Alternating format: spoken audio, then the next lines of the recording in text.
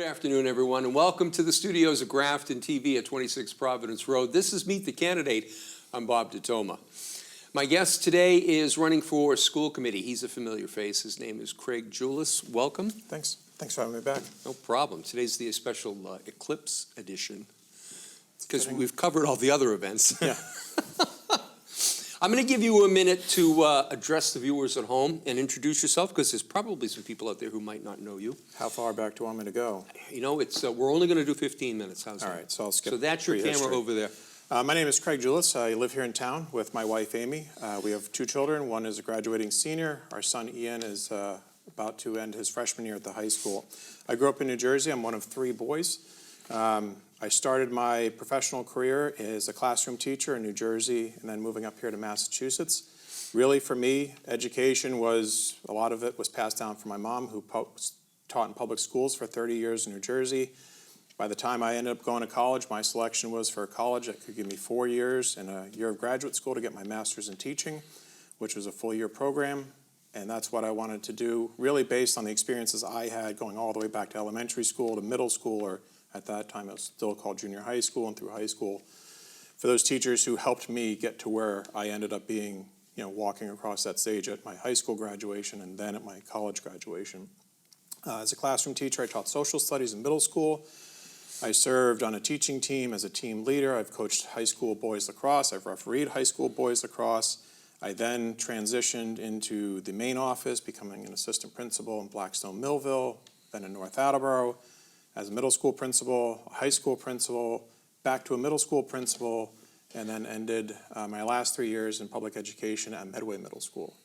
And at that point, I transitioned into the private sector. I'm here. My wife grew up in town. We met at Union.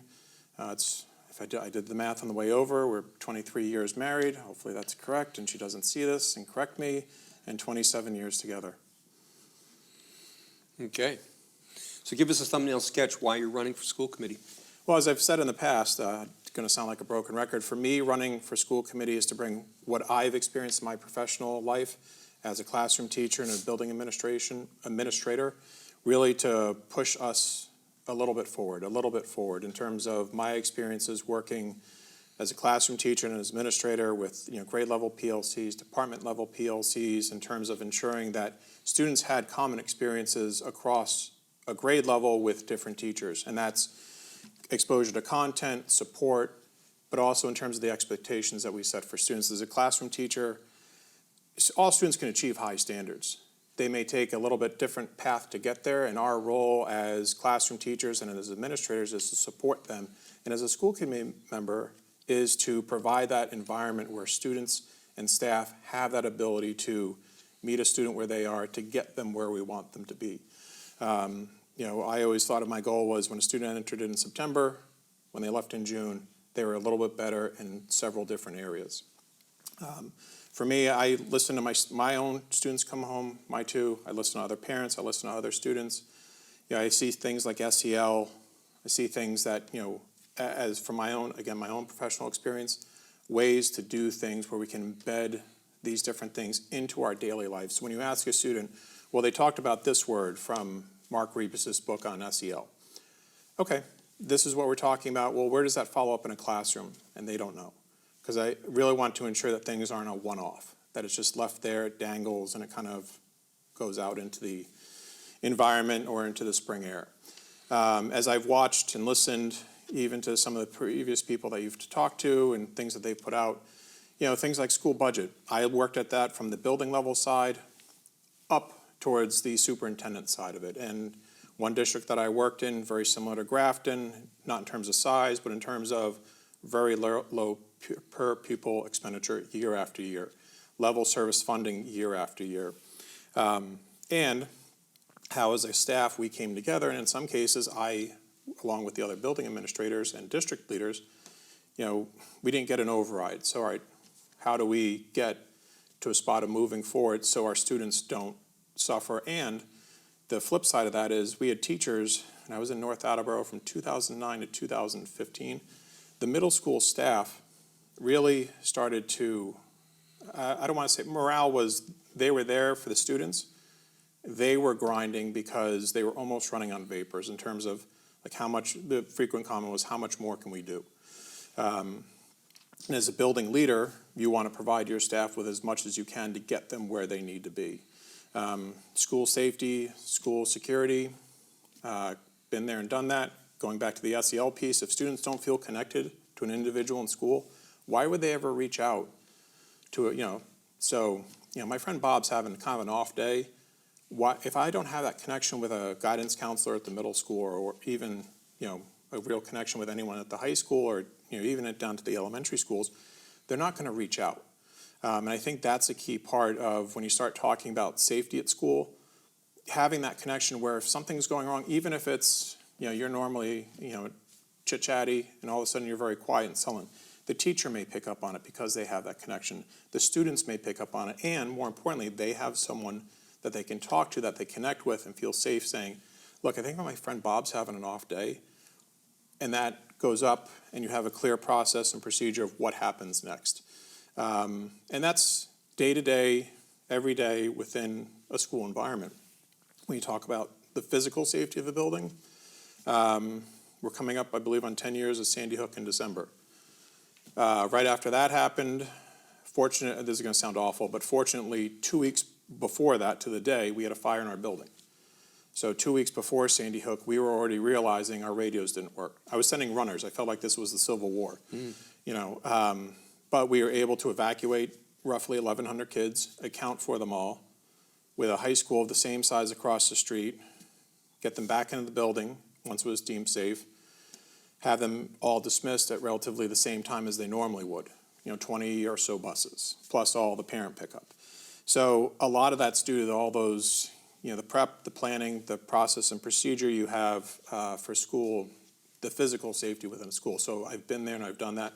After Sandy Hook, we started working with a committee within our district of rewriting our school safety plan with the local police department, the fire department, and we had a parent who worked, hopefully I don't get him in trouble, but he worked for the Secret Service. So he was there in a very unofficial role, assisting us along the way with a lot of great resources. Let me jump in. Yep.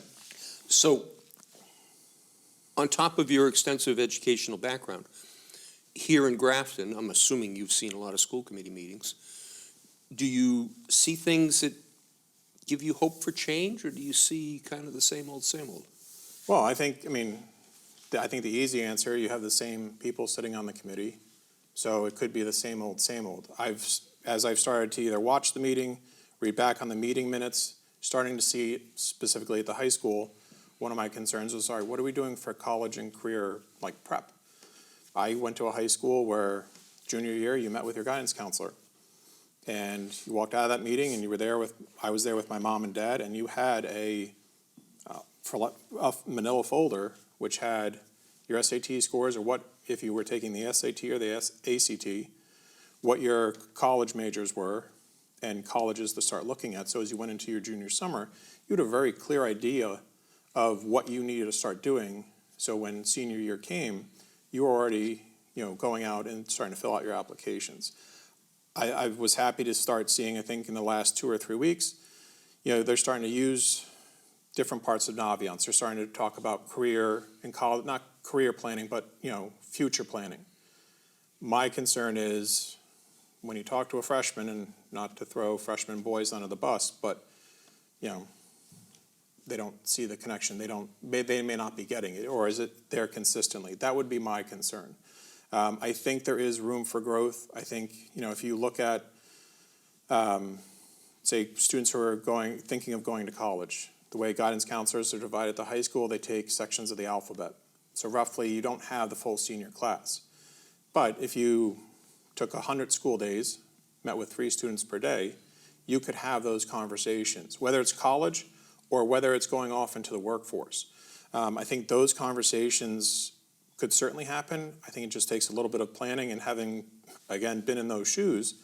All right, look, today Bob is meeting with his 3 students. I'm going to kind of run cover for you. So as a student comes in, I can help kind of, all right, yes, we need to interrupt him. No, we do not.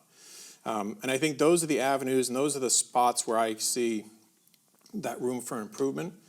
I don't think it starts your junior year. I actually think it starts maybe your freshman year.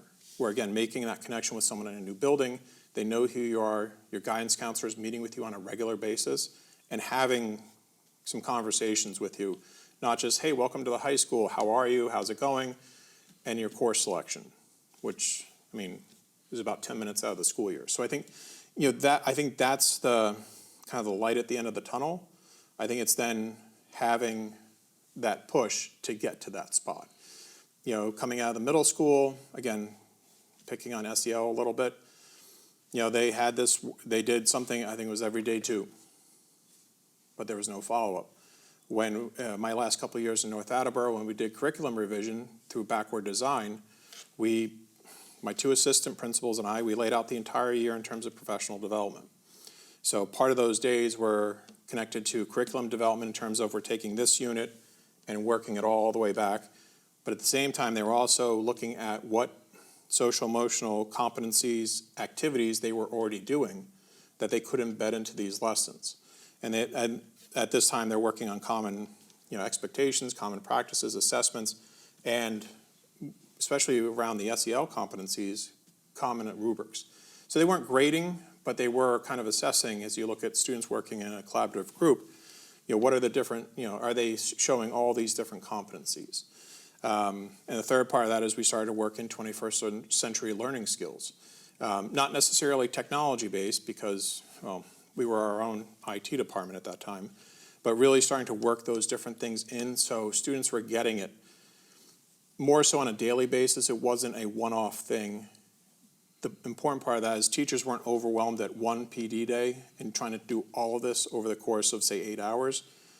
We also framed it in terms of, all right, here's the page 27 out of the book of what the competencies are for collaborative groups. Teachers started highlighting what they might already be doing within their grade level or their department level PLC, what they might already be doing that fit into all these different categories. So they weren't having to invent anything new. They were simply taking their existing practices and just fitting it into a different category. Let me take you forward. You're elected. What's the number one thing on your mind when you sit down at a school committee meeting? What do you want to achieve? What do you want to pursue? In the first meeting? Sure.